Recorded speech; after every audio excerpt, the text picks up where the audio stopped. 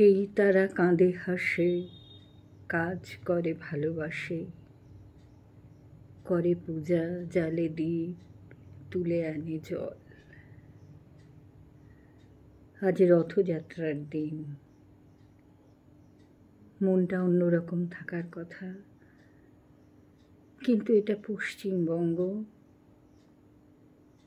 এখানে অন্যরকম থাকার উপায় নেই। একদিকে রথযাত্রার সমাবেশ, অন্যদিকে আবার এক নারীর উপর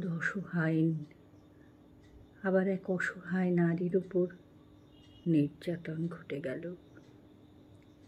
কসবার ল কলেজে। গতকালের ঘটনা। অভিযুক্তরা হয়তো ধরা পড়েছে,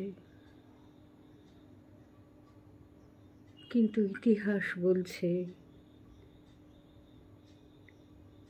কামদুনি থেকে কসবা কোনো সুবিচার কেউ পাবে না। হয়তো তিলোত্তমার ব্যাপারে এত আন্দোলন হলো,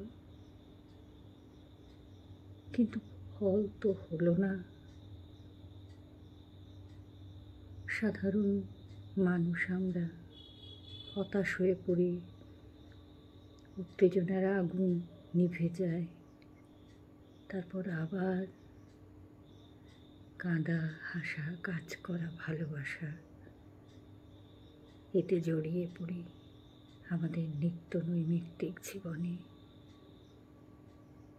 অপরাধীদের শাস্তি হয় না, তাই অপরাধ বেড়েই চলে।